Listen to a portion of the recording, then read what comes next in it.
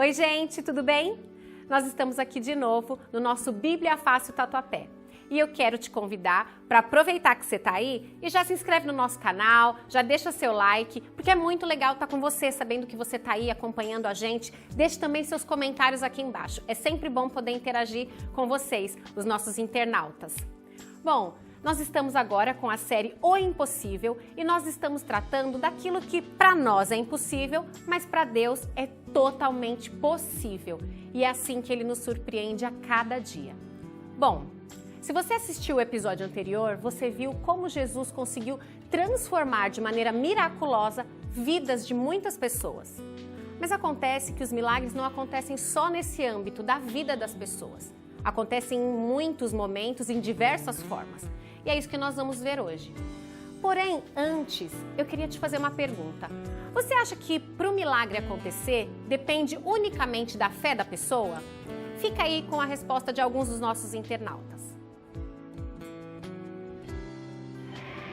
Eu acho que os milagres dependem em si muito de nossa fé, do tamanho de nossa fé e também da vontade de Deus para a nossa vida.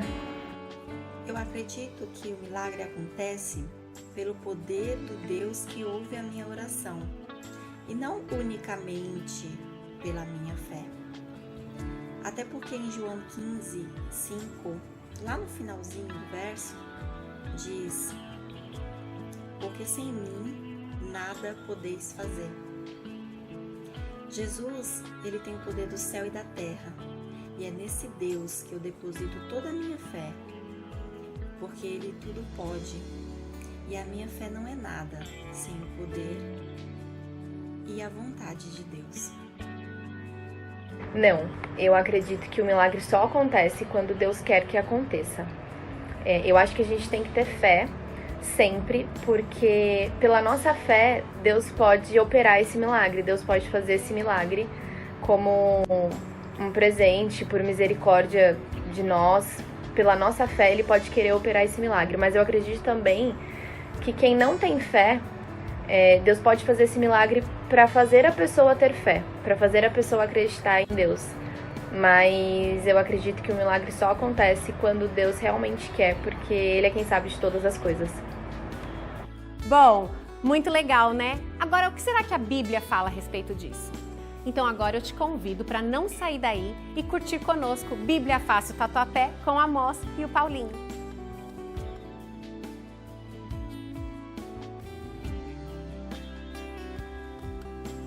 Você é muito bem-vindo e nós estamos felizes pela sua presença.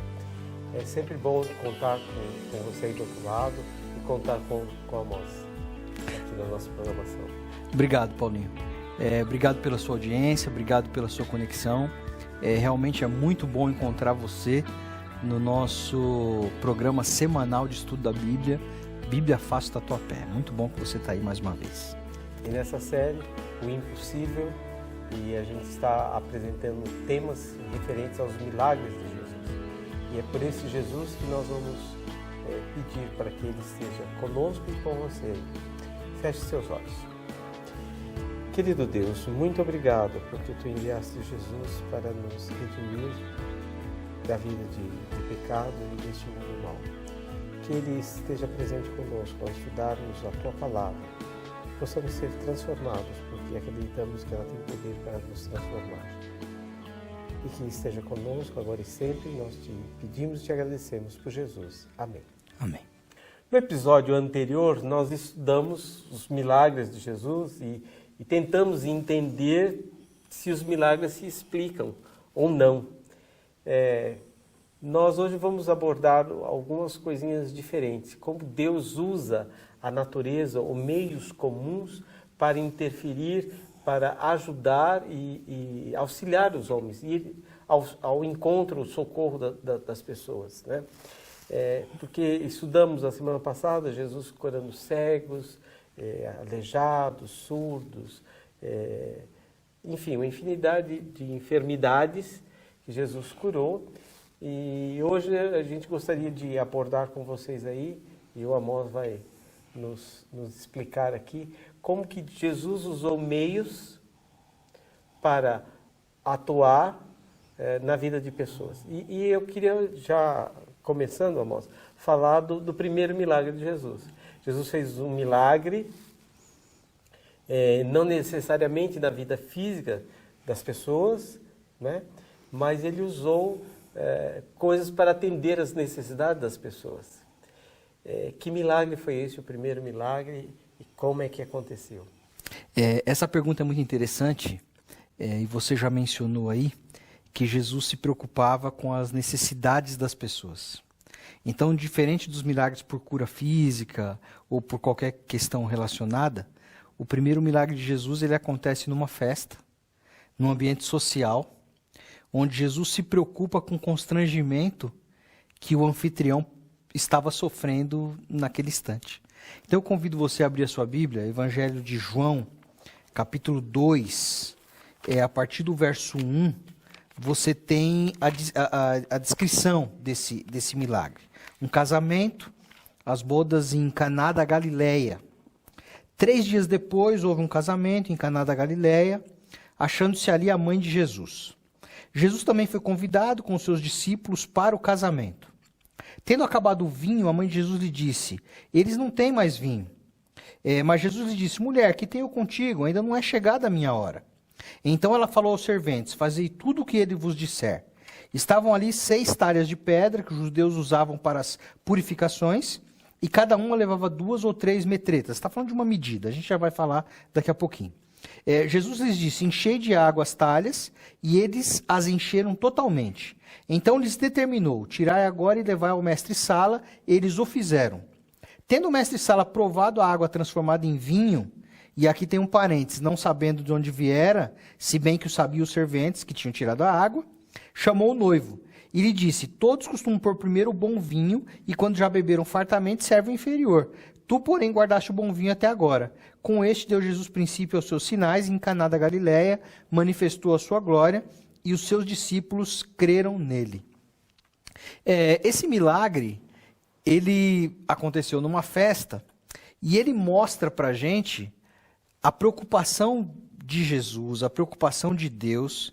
Então não se esqueça que Jesus era Deus encarnado, Emanuel, Deus conosco. A preocupação de Deus com as nossas questões, mesmo as questões particulares do cotidiano, da nossa vida social, da nossa vida privada. Então aqui um casamento, o anfitrião constrangido, porque se você já deu uma recepção, uma festa, um almoço, um jantar, a gente se preocupa que aquilo que está sendo oferecido aos convidados, que não falte, que seja de boa qualidade. E aconteceu a mesma coisa aqui no casamento. Quando o vinho falta, então, um constrangimento para o anfitrião, para o noivo. Diferente dos outros milagres, os outros milagres havia uma necessidade física.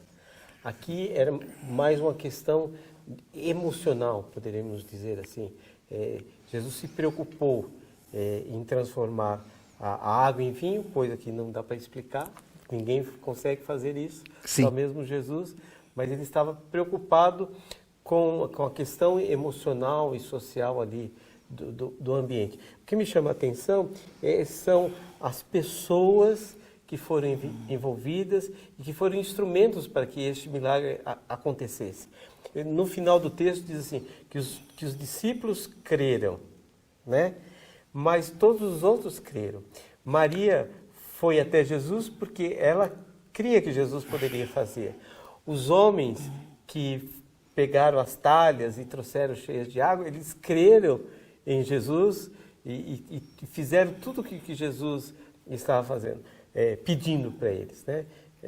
Eu queria que você abordasse, Amós, essa questão, assim, que a gente pode ser instrumento quando a gente crê e ser instrumento para que outro receba o milagre? A gente vai falar isso de um próximo milagre também, mas falando sobre isso. Existe assim um espectro de coisas que a gente pode fazer, mesmo como ser humano. Então tem muitas lições interessantíssimas que a gente tira desses textos da Bíblia. Então a preocupação de Jesus com uma necessidade emocional, só voltando um pouquinho nesse ponto, em última análise, se o vinho de fato tivesse terminado, era só um constrangimento. Acabou a festa, acabou. Acabou a festa. Como a gente diz agora, né? Acabou, Sim. acabou. Agora Jesus teve a preocupação de que isso não acontecesse. E aí, assim, Jesus mostra aqui que as pessoas... Ele fez o milagre, efetivamente. Ele realizou o de mais importante. Mas as pessoas tiveram o papel de trazer as vasilhas, as talhas. As pessoas tiveram o papel de trazer a água. Tiveram o papel de servir. Então, quando a gente analisa a nossa vida, tem um espaço para a gente realizar coisas também. Eu sei que é uma linha tênue entre, a gente usa expressões, né, no cristianismo, esperar em Deus, confiar em Deus, a fé, e é uma linha tênue quando você invade o que Deus deve fazer. Mas, na verdade, aquilo que é possível deve ser a nossa ação. Então, certamente, o noivo, eu não creio que ele tenha sido displicente. Ele tentou promover ali o melhor que ele pôde para os convidados. Talvez tenha havido um erro de cálculo, ou algo imprevisto, que o texto não revela na sua profundidade. Mas é assim, ele teve a preocupação ali. Ele não esperou assim, ó, Jesus vai ser o convidado da festa, e alguém falou que ele é capaz dessas coisas, então eu não vou fazer nada para que ele providencie. Então, é necessário que a gente tenha assim, uma sensibilidade, um discernimento para saber qual é o ponto da nossa ação humana e qual é o ponto da ação divina. Então, assim, o noivo providenciou coisas, depois, mesmo na hora do milagre, as pessoas auxiliaram no milagre, então houve ali a cooperação humana, que é o que a Bíblia ensina o tempo todo. Se você olha para a Bíblia, para a Escritura, para a Palavra de Deus, você percebe que Deus o tempo todo nos chama você, chama o elemento humano para participar com Ele. Inclusive da salvação de outras pessoas, uma série de momentos Deus chama para participar. Tem um aspecto interessante aqui também, é assim, o papel de Maria, de intercessora. Você pode estar presenciando alguém padecendo por uma necessidade. Cabe a você interceder. Né? Foi esse o papel de Maria. Ela viu aquela situação de perto, talvez parente, e ela intercedeu e foi pedir justamente para quem podia resolver as coisas. E esse, às vezes, é o nosso papel como cristãos, né? De interceder. Você vê alguém da sua família, do seu trabalho, da sua comunidade, padecendo, necessitando de uma coisa, o nosso papel é interceder. Embora que as pessoas não creiam, não saibam os milagres que são possíveis de Jesus fazer, a gente pode interceder. É isso mesmo. E no aspecto que você toca aí, eu observo assim que a nossa comunidade ela tem sido muito proativa nesse aspecto. Então, assim, em observar a necessidade das pessoas, se a necessidade chega até mim, se chega até você, se chega até alguém, você encaminhar essa pessoa para quem de fato possa ajudar, possa fazê-lo, né? É um papel do cristão também. Então, olha quantos pontos interessantes aqui, apenas no que a gente leu até agora, né? A preocupação de Deus com a sua vida emocional, com seus detalhes, com a sua vida social, com as coisas que você deseja, com as coisas que você tem no coração. Outro aspecto, qual é o limite da nossa ação? Tem um limite, mas ao mesmo tempo a gente não pode se omitir das ações. Então, assim, não se esqueça que você pode fazer alguma coisa. Não fazer o que Deus pode fazer, né? O que é possível, fazemos. O que não é possível, Deus faz. Por isso que a nossa série chama-se O Impossível. Aquilo que não é possível, Jesus realiza. Uhum. Né? Tem um milagre que estamos falando dos impossíveis de Deus, os impossíveis de Jesus, que foi tão bom, que aconteceu 2 vezes. É isso mesmo. Que milagre é esse, Amós? Que necessidades tinha o povo ou as pessoas e Jesus operou o milagre ali? É a milagre da multiplicação dos pães. De fato, aconteceram 2 vezes. Na primeira vez, Jesus alimentou uma multidão de 5.000 pessoas, com 5 pães e 2 peixes. E no segundo episódio aí, ele alimentou 4.000 pessoas com 7 peixes, né? Também multiplicou. Isso está registrado, se você quiser acompanhar o texto bíblico, pela sua Bíblia, o seu aplicativo, isso está registrado no Evangelho de Mateus, capítulo 14. Evangelho de Mateus, capítulo 14, dos versos 13 até em diante, 13 em diante. Esse é o primeiro milagre. É o primeiro milagre, que é o que a gente vai se ater um pouco mais. Eles são milagres diferentes, mas semelhantes, o da multiplicação. Evangelho de Mateus, capítulo 14, a partir do verso 13. Jesus, ouvindo isso, retirou-se num barco para um lugar deserto, à parte, e, sabendo as multidões, vieram da cidade seguindo por terra. Desembarcando, viu Jesus uma grande multidão, e presta atenção na palavra-chave, compadeceu-se dela e curou os seus enfermos. Ao cair da tarde, vieram os discípulos a Jesus e lhe disseram: o lugar é deserto e vai adiantada a hora. Despede, pois, as multidões, para que, indo pelas aldeias, comprem para si o que comer. Jesus, porém, lhes disse: não precisam retirar-se, dai-lhes vós mesmos de comer. Mas eles responderam: não temos aqui, senão 5 pães e 2 peixes. Então ele disse: trazei-me. E tendo mandado que a multidão se assentasse sobre a relva, tomando os 5 pães e os 2 peixes, erguendo os olhos ao céu, os abençoou. Depois, tendo partido os pães, deu-os aos discípulos e disse: e estes para as multidões. Todos comeram e se fartaram, e dos pedaços que sobraram recolheram ainda 12 cestos cheios. E os que comeram foram cerca de 5.000 homens, além de mulheres e crianças. Maravilha, né? São coisas inexplicáveis. O texto, antes disso, já começa dizendo que Jesus se compadeceu das pessoas, das multidões, e curou todos os seus enfermos, que foi o que a gente se ateve mais no episódio anterior, na cura física. E agora as pessoas têm fome. E Jesus se preocupa com... É interessante que a ideia que os discípulos tiveram me parece razoável. 5.000 pessoas reunidas, como é que você vai providenciar alimento para eles? Você pode pensar na questão do recurso financeiro, você pode pensar na logística, você pode na logística de distribuição, mas também na logística de compra ou de buscar, de adquirir esses alimentos. Então me parece muito razoável dizer assim: olha, vocês vão, cada um se alimenta. Já foram curados, está tudo certo, está todo mundo feliz aí. Vão para suas casinhas. Exatamente. E é engraçado as soluções de Deus. As soluções de Deus, elas são encantadoras, porque era razoável que cada um comprasse e providenciasse para si. E nesse episódio não menciona exatamente que havia... Eventualmente poderia ter, mas não menciona aqui que havia uma situação de pobreza e de pessoas que não poderiam comprar alimento. Porque os discípulos dizem assim: despede, cada um compra o seu alimento. Mas Jesus, na verdade, não precisa despedir.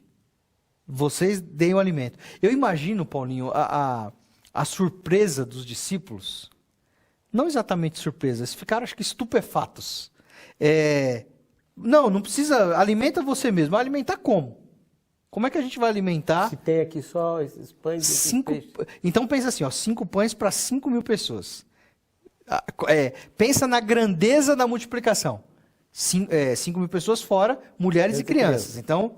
homens. Eram muito... Comem bem. Exatamente. Pensa na grandeza da multiplicação. Cada peixe, né, para servir 1.000 pessoas. 1.000 homens. Então foi essa a grandeza do que aconteceu. E Jesus vai lá e também resolve, acha a solução. E com isso as pessoas puderam ficar mais ali, puderam ouvir mais e crer. É interessante que quando a gente pede um milagre para Jesus, ele concede o milagre e vai além. Esse o aspecto aqui que eu achei interessante, né? Ele deu cura física, muitos foram atrás da cura física, mas ele ainda deu algo mais. E esse algo mais ainda sobrou, para que outros também se fartassem, que levassem para casa os pães e os peixes que ele falou assim, para que não se estraga, que não se perca nada, né? Então, às vezes, a pessoa só está interessada numa cura. Senhor, cura aí essa minha dor nas costas, cura minha dor de cotovelo, cura do meu fígado. Jesus tem muito mais para te dar. Muito mais. A gente costuma dizer que Jesus faz por completo, né? Que não faz cura pela metade, milagre pela metade. A prestação, né? Atende exatamente de maneira completa, né? Então aqui atendeu a necessidade física, o alimento também, né? Era um aspecto físico. Mas a preocupação. Eu acho que o detalhe do milagre aqui, ele está muito mais no aspecto da preocupação de Jesus do que da necessidade física. Porque assim, talvez você já tenha experimentado, você está num lugar onde você tem recurso para o alimento, mas você não acha onde comprar, ou não tem o alimento adequado, então você experimenta ali passar um pouco de fome até chegar em casa, por exemplo, à noite. Eu acho que todo mundo experimenta isso às vezes por circunstâncias. E eu acho que era exatamente o caso aqui. Então, para mim, o texto ele salta aos olhos pela preocupação de Jesus no detalhe do bem-estar seu, na verdade. Nosso. E aí, a gente falou aqui um milagre que Jesus atendeu uma pequena multidão que foi num casamento. Aqui, acabamos de falar de uma grande multidão. E aí Jesus faz um milagre assim, bem particular assim, com os discípulos, que foi... acalmar a tempestade. Como é que foi este episódio? Como é que você vê? Está no Evangelho de Mateus, voltando um pouquinho. Capítulo 8. Esse milagre também é muito interessante que Jesus fez. Ele manifestou ali o poder dele sobre os elementos da natureza. Mateus capítulo 8, a partir do verso 23. Então, entrando ele no barco, seus discípulos o seguiram. E eis que sobreveio no mar uma grande tempestade, de sorte que o barco era varrido pelas ondas. Entretanto, Jesus dormia. Presta atenção aí, vai segurando as informações do texto. Mas os discípulos vieram acordá-lo, clamando: Senhor, salva-nos, estamos morrendo ou perecemos. Perguntou-lhe então Jesus: por que sois tímidos, homens de pequena fé? E levantando-se, repreendeu os ventos e o mar, e fez-se grande bonança, calmaria, cessou a tempestade. E maravilharam-se os homens, dizendo: quem é este, que até os ventos e o mar lhe obedecem? Acho que essa é a pergunta, né? Quem é, né? Quem é esse Deus? Quem é esse Deus? Assim, deixa eu fazer já umas perguntas aqui. Eles estavam num barco, veio a tempestade, Jesus estava dormindo, e me parece que só quando bateu o desespero que se lembraram de Jesus, é isso? Isso é interessante, esse aspecto aí que você observou. Porque às vezes a gente busca Deus como último recurso. Exatamente como último recurso. A gente tenta todas as possibilidades, e aí foi o que eu falei, a gente já entra... Nosso barquinho está para naufragar, exatamente. Vai para lá, tempestade, raios, e a gente começa ventos. E a gente começa a querer atuar no campo do impossível. Então, assim, é impossível, eu não sei como resolver, eu não sei como fazer, eu não tenho solução para isso, mas eu quero resolver, eu quero fazer baseado na minha habilidade, nas minhas possibilidades, nos meus recursos. Então, veja, se você tem passado uma dificuldade, se você tem passado um problema, se você tem vivido circunstâncias como essa que a gente tem mencionado aqui, Deus se preocupa com essas coisas. E Ele quer resolver, Ele quer atender, Ele tem prazer em fazê-lo. Então, quando realmente eles não tinham mais possibilidades, vamos acordar Jesus. E Jesus dormia tranquilamente. Como é possível? Ainda faz uma queixa, né? De se lembrar de Jesus por último e fala assim: você não está vendo, não? Né? Às vezes a gente diz assim: Deus, você não está vendo a situação que eu estou passando, né? Você vai com seus meios no terreno do impossível e ainda reclama de Deus que Deus está demorando, que não está vendo, não está ouvindo.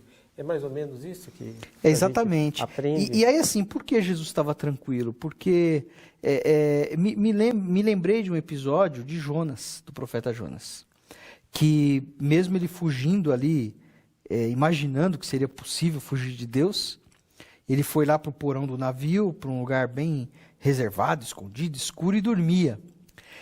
Mesmo ele, naquele momento, desobedecendo a Deus em rebelião contra Deus, ele tinha absoluta confiança nesse Deus, do impossível. Então me lembra muito esse episódio. Jesus dormia tranquilo, porque Jesus era a vida, Jesus era a solução, Jesus é a bonança e a calmaria para as tempestades da sua vida. Isso é fato. Então, por isso que ele estava tranquilo. E aqui é um milagre muito diferente dos outros, né? Quando Jesus tem autoridade sobre elementos da natureza. Então, ele ordena, ele fala, pro Deus vento, criador, pro né? mar. Exatamente. A gente nunca se esquecendo que Jesus é Deus. Amós, assim, eu vou transferir a pergunta dos discípulos para você. Quem é esse Deus?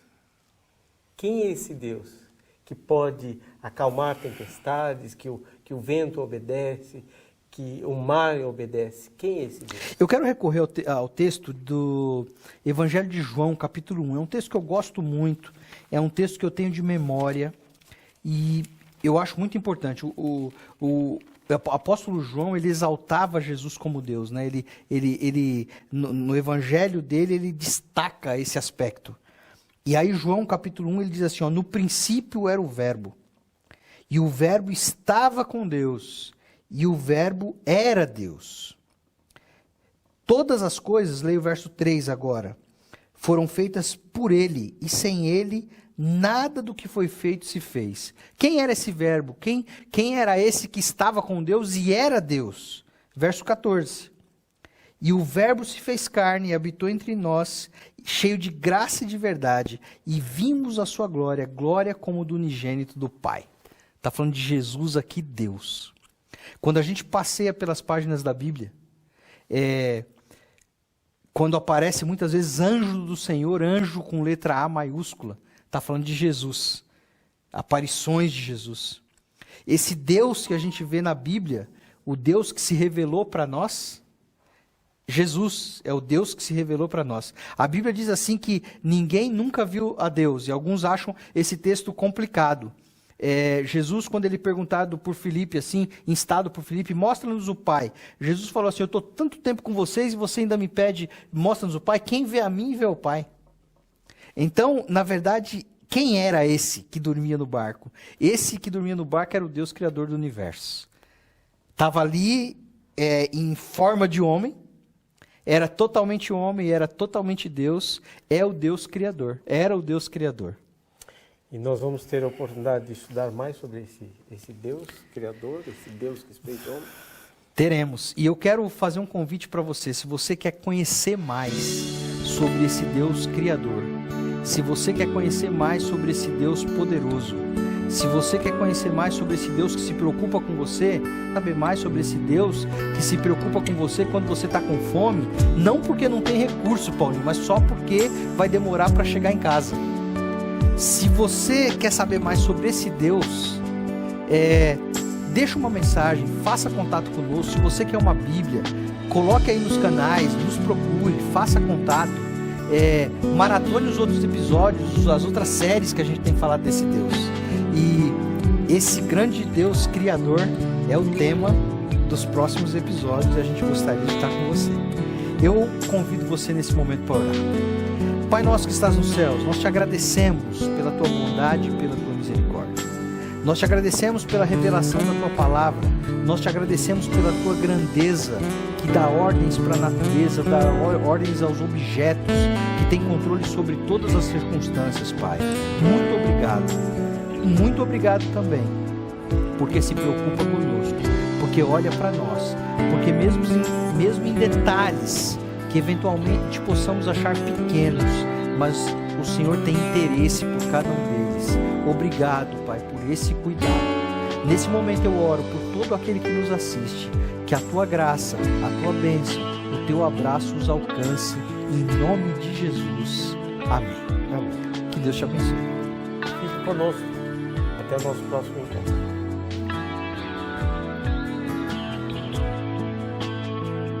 Impressionante, né, gente? É impressionante quando a gente vê o poder de Jesus e tudo que ele fez. Mas quem é esse Deus? Que Deus é esse que consegue fazer o impossível? Que a natureza lhe obedece? Que os ventos e os mares lhe obedecem? Que Deus é esse? Sobre esse Deus que nós vamos falar com você a semana que vem. E tem uma surpresa para você, por isso não perca. Não perca a oportunidade de conhecer o Deus do impossível com um programa especial semana que vem para você. Um beijo, que Deus te abençoe e que você tenha uma semana linda.